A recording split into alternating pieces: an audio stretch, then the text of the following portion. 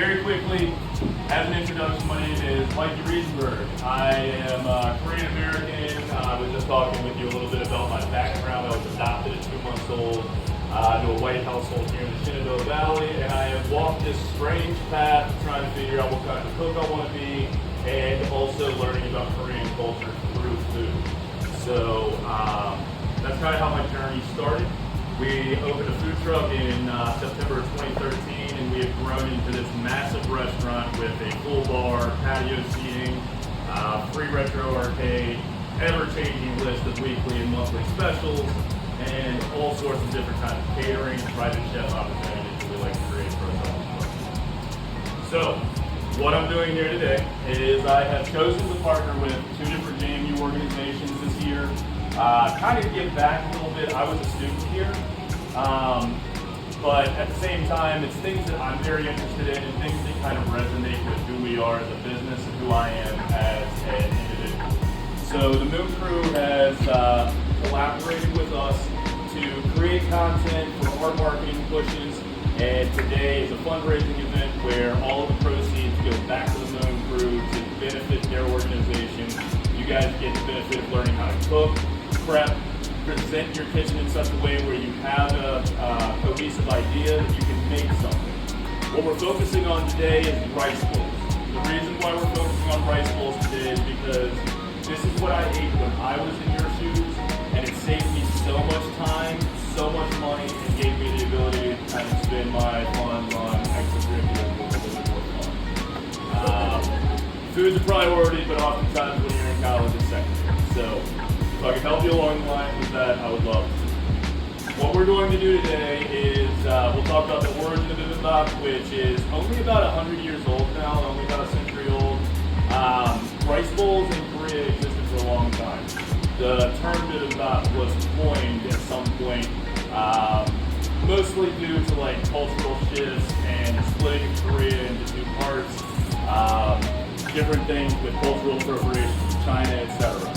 But essentially what a rice bowl is the way to take all of your preserved, pickled, and all of the foods that you had from last year. They're in your pantry, and you pull them out so that at the Lunar New Year, you empty those pantries and you get ready for the new year where you start restocking everything. So, the best part about rice bowls is anything and everything you have in your refrigerator can become a bibimbap. Don't let anything become an obstacle for you. If you have properly cooked starch, properly prepared vegetables, and a sauce that makes sense, your food will always taste good. I encourage you always, when you make food for yourself or when you're dining out with other people, pay attention to what you're eating, taste, don't just eat, and it'll give you a little bit more of a foundation to move onward to diagnose and assess your own work.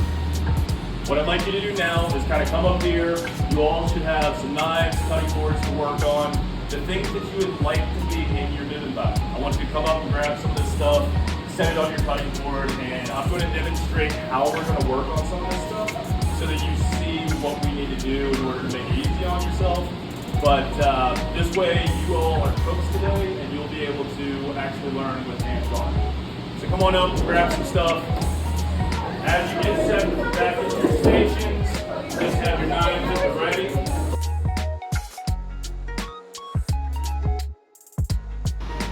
Now, the seed bit is what we remove at the restaurant. We take our knife and slide it right down in the backside. So if you see the seed bits, my knife comes right behind that seed bit, and I cut that out. And I always use my knuckles as a guard. If you think about it, where you put your nails into your product, like this, and curl them, you can create a flat space with your knuckles that your knife can glide along. So I'm using my knuckles here as a guard to cut this. I can sit here and watch you guys and just walk my hand the entire time. I don't encourage you to do it today. They eat better if you cut them down in half one more time. You're gonna do like little matchsticks. The concept behind a lot of Asian prep is that you cut everything at this stage so that when you are giving or feeding others this food, that they don't have to have knives. It's a Confucian ideal that's originated in China, but really it doesn't matter. The point is that you usually use chopsticks and a spoon and an Asian table. The same concept applies, be very careful please. Same thing applies with your carrot, but the carrot is hard. So what you want to do is you want to use leverage to cut this guy. What I do is I'll set down, it'll want to roll a little bit, but if you use leverage, start your blade at a downward angle and use it so that you're hitting the board with the front end of your knife first and then using your arm to come down. Floret down the flower part so that the stem's sticking up at you. I just take my knife and make a cut right through the stem. Now I pull it apart. The reason for it is that my board has none of the florets sitting on my board. Add a little extra water, because if it starts looking like it's burning, I add a little bit of water to it, and it'll come out glazed.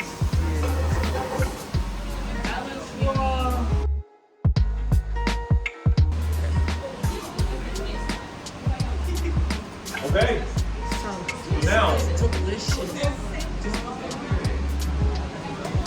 what I will probably talk to you a little about too is for all of your mushrooms, the process that we like to do is we will saute them in oil and or butter.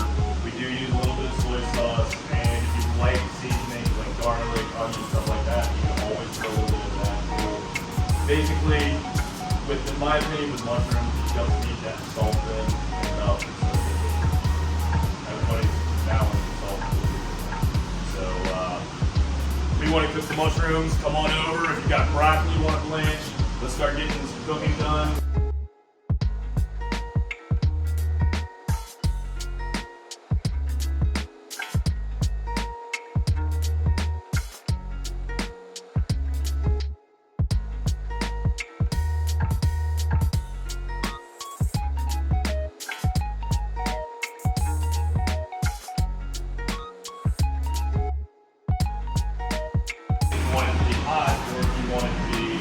Something different, season it that way.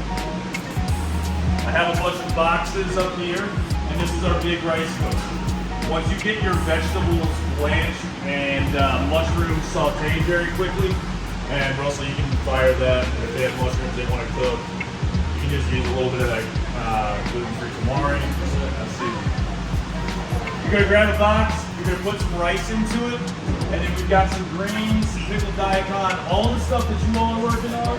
And then we've got a couple more things I think we need to know.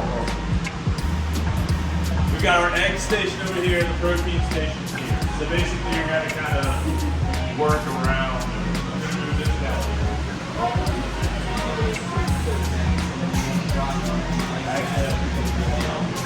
Make sure that your broccoli is nice and cold before you bring it out, just so you know that you stop that cooking process. Nice water shocks it and stops it from cooking.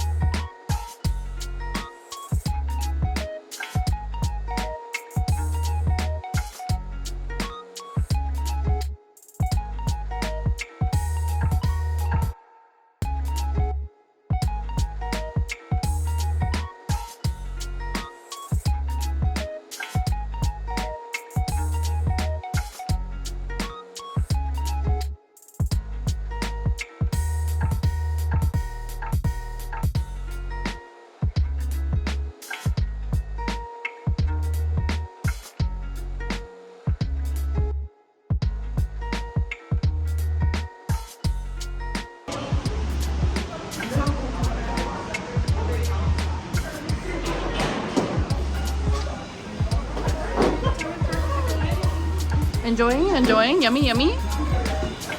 Yummy.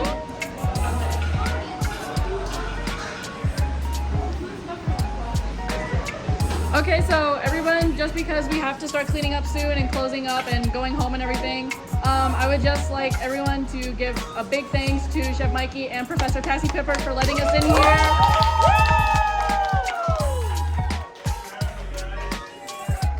Of course, thank you to Mashita for collaborating with Moong Crew for letting this happen.